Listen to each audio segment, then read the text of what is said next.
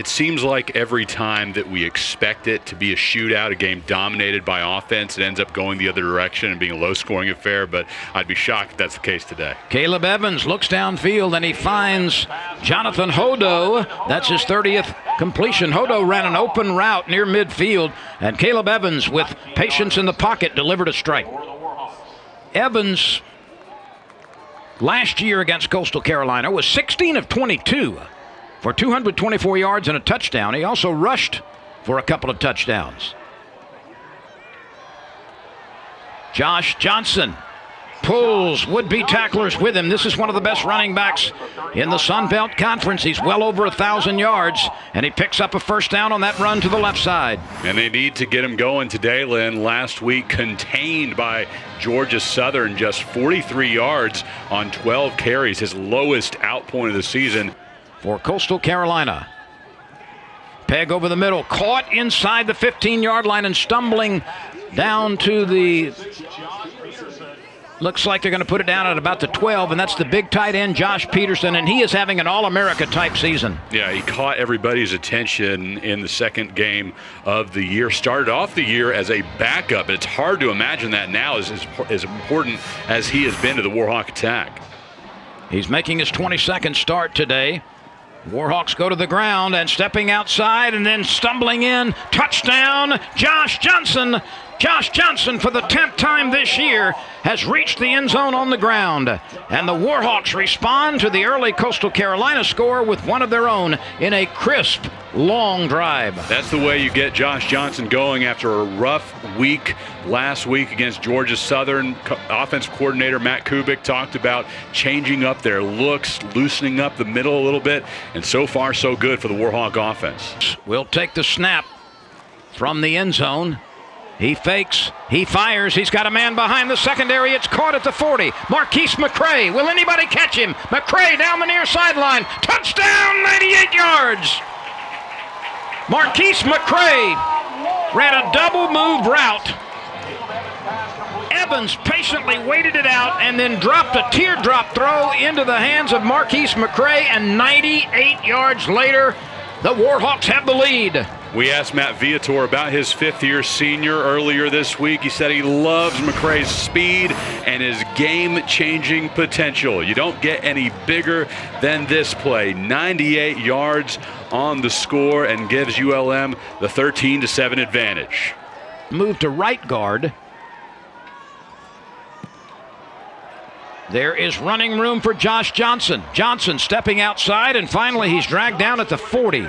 Josh Johnson so dynamic in his own right.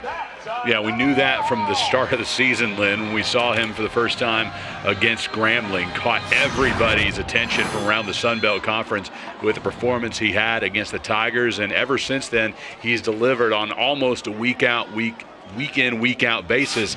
Last week, one of the rare times where he wasn't able to put up big yardage, and it cost the Warhawks dearly. A pass down the middle, caught at the 15-yard line.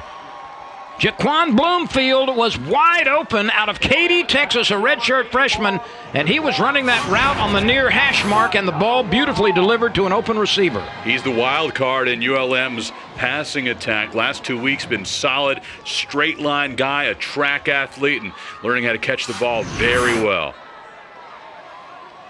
First and goal from just inside the 10-yard line, and it takes only one play for the bus to get to the bus stop. Austin Vaughn, the big guy, 5'8", 222-pound senior out of Alexandria.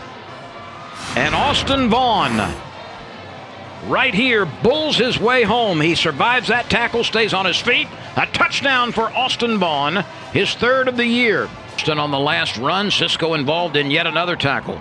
Carpenter on third down is hit as he throws, and that's wobbling. It looks to be intercepted. Picked off by Cortez Cisco. What a way to punctuate a second quarter. He's already in double figures in tackles in the first half, and he comes away with an interception. It is his first of the season. What a monster half for Cortez Cisco. 17 total tackles, 8 of them solos, and now an INT. This would be a monster game for anybody, and he still has a half of football left to play. So welcome to the third quarter in Monroe. Caleb Evans was 8 for 13 through the air for 195 yards and a 98-yard touchdown. He was sacked once. Here is the leading ball carrier, Josh Johnson, a 215-pound junior from Opelika, Alabama, by way of Coahoma Community College. Has a nice run on first down, and look at the left side of that offensive line open a gaping hole. Coastal Carolina was only one of 6. Third and very long. Evans looks, fires it over the middle, caught at midfield for a first down. That one hauled in by Zach Jackson on a little turn-in route. Very well delivered ball, and the timing was excellent. Yeah, perfect ball from ULM's Caleb Evans to the hands of Jackson. And again, ULM's depth at wide receiver is down. They've needed Jackson to step up big time over the latter half of the season. He's done that, certainly tonight. Well, Xavier Brown is one of those guys who was counted upon, but he's not in action because of injury, and some others.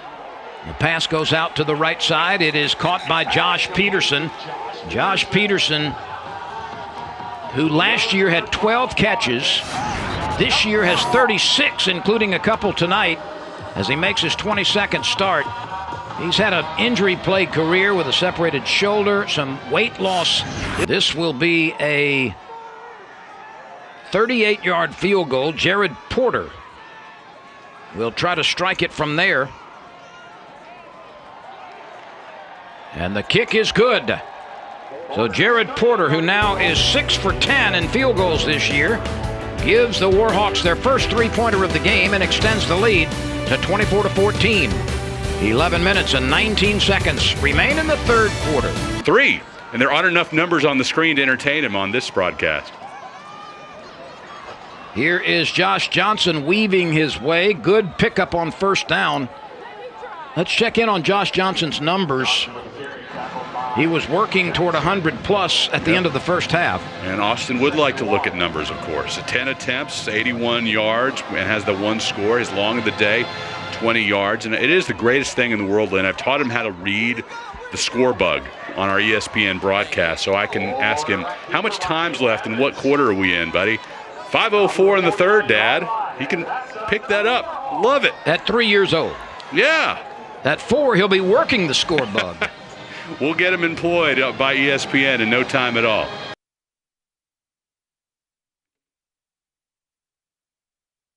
Caleb Evans keeps it after faking to the tailback. He works to the left side. He's got an open field to the end zone. Touchdown, Warhawks. Caleb Evans, who has been so dangerous running the football out of the quarterback position, scores on the ground. Caleb Watch Evans here pull it out there, Lynn, and then move to the left side. Yeah, we just talked about how fantastic he has been on the runner as a runner and a passer, and in short yardage situation mostly. Evans is flushed. He throws over the middle. It's caught on the run for the first down. And that is Perry Carter, a long crossing route, and Evans had the patience to wait till he broke free and then delivered a strike. So both of these teams have been productive in the final period. The line to make for a first down is the 33. Is this 4-down territory? We'll see if the Warhawks need a fourth. Here comes a blitz. Throw to the outside. Caught for a first down. Zach Jackson just ran a simple route. He went a yard beyond the line of scrimmage, turned, and the ball was delivered to his midsection. 2 tight ends in the game right now for the Warhawks. Let's see if they go to one of them. It'll be Evans taking the snap, and he just runs to the left side. He's still on his feet. Look at him push the pile forward. The pinions are still pumping, and that's a first down. And this crowd appreciates the effort by Caleb Evans, who refused to be tackled. And we have the presidential suite right next door to us here in the skybox, and they erupted with their loudest cheer of the day after that run. You can hear them from 5, 6, 7, 8, 9, exactly 10 yards that he carried 3 or 4 would-be tacklers. And absolutely deservedly rivalry and taking down your biggest opponent. Josh Johnson still on his feet, lunging to the stripe. Touchdown! Josh Johnson with extra effort. Watch Josh Johnson make a couple of cuts and then survive the initial contact, stay on his feet, and lunge to the stripe to give ULM a score.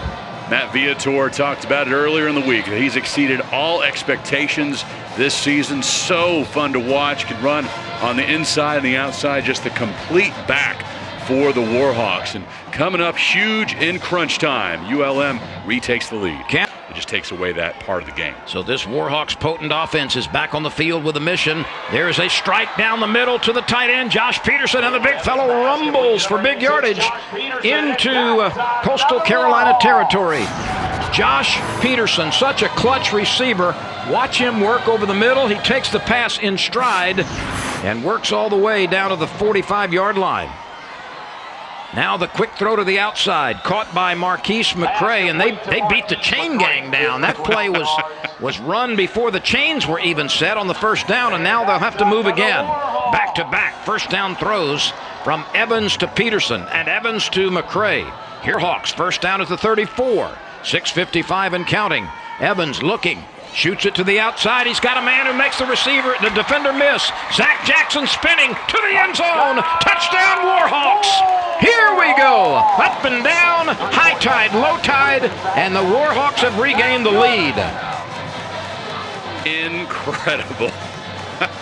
Coastal Carolina strikes with one play, and then ULM just needs 3 to get another score and regain the lead. Back and forth we go, and the Warhawks now out in front.